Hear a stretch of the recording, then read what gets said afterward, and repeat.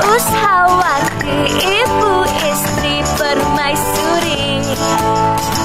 Wanita hari ini di zaman modern masih kekalkan adatnya.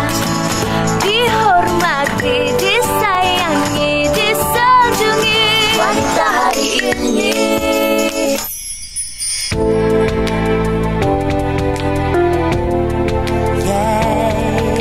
Kita sedang kita melakukan countdown atau menghitung hari untuk menyambut ulang tahun kemerdekaan negara yang ke-56. Hari ini saya pun sedang countdown juga untuk minggu depan. Untuk minggu depan, kenapa tu? Sebab pada 10 bulan nanti semua pelajar-pelajar tahun 6 akan menduduki peperiksaan UPSR.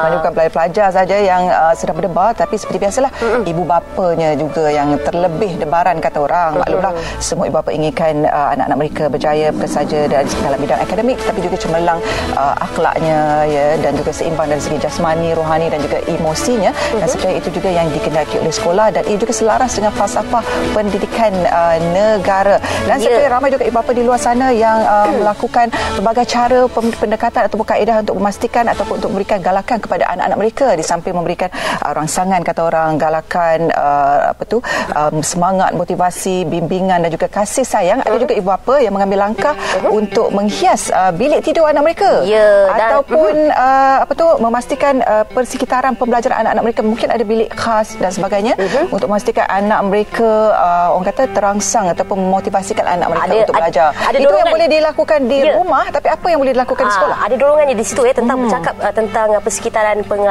pelajaran dan pembelajaran di dalam bilik darjah ini. Pastinya kita akan sebagai ibu bapa ingin memastikan anak-anak kita berada dalam keadaan yang selesa, kondusif dan ada satu istilah yang diberikan iaitu tentang sarana ibu bapa dan juga sarana sekolah yang merupakan salah satu program dalam Pelan Pembangunan Pendidikan Malaysia 2013 hinggalah 2025 yang digerakkan untuk memastikan matlamat falsafah pendidikan negara itu melahirkan individu yang holistik dapat dijayakan dengan lebih efektif lagi. Dan pada hari ini kita akan berbicara tentang topik perbincangan kita, ibu bapa hias kelas tarikan utama pelajar. Tetapi sebelum itu, apa kata kita saksikan laporan yang telah disediakan oleh wartawan kami. Saksikan. Pembelajaran dalam persekitaran yang tidak selesa dan kotor pastinya sukar untuk para pelajar memberi kecil-kecil sili padi orangnya. Kecil-kecil padi. Baik. Sebelum kita nak bertanya kepada Puan Rohani pula, kita akan bersama dengan Rina. Tetapi kabarnya Rina berada di mana tu? Di Setiawangsa, Sekolah Kebangsaan Setiawangsa. Silakan Rina.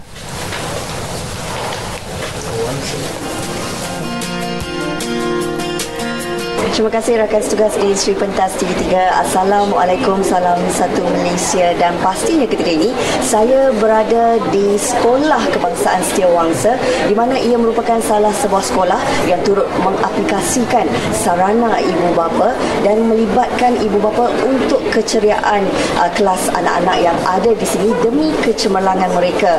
Dan ketika ini saya berada di salah sebuah kelas yang mana ibu bapa sedang sibuk menghias kelas anak masing-masing. Nak tahu lebih lanjut tentang perkembangan sarana ibu bapa di sekolah ini, apa kata kalau kita bersama dengan guru besarnya iaitu Tuan Haji Ruslan Madun, dan mungkin kita sama-sama nak mengetahui cikgu bagaimana agaknya kali pertama sarana ibu bapa ni diperkenalkan, bagaimana agaknya pemahaman dan juga pembabitan ibu bapa untuk sarana ini. Terima kasih kepada pihak TV3. Pertama sekali kita mengucapkan tahniah kepada Kementerian Pelajaran Malaysia kerana telah memperkenalkan Pelan Pembangunan Pendidikan Malaysia di bawah anjakan yang ke-9. Kita ada sarana ibu bapa dan juga sarana sekolah. Apabila diperkenalkan, saya melihat daripada fokus Sekolah Kebangsaan Setiawangsa, kita dapat sokongan yang amat berharga dan juga amat padu daripada kalangan ibu bapa, khususnya apabila kita mengadakan perjumpaan. Sebelum ini memang kita ada mengadakan perjumpaan tetapi penglibatannya agak terhad. Tapi bila sudah ada satu guide ataupun satu garis panduan di mana melalui sarana ibu bapa ini kita dapat lihat penglibatan ibu bapa lebih ramai dan juga dengan aktiviti-aktiviti yang sangat terancang. Jadi dapat kita katakan bahawa dengan adanya sarana ini penglibatan ibu bapa lebih terbuka dan mereka sangat seronok datang ke sekolah kerana keadaran ke sekolah dihargai oleh pihak warga sekolah Setiawangsa.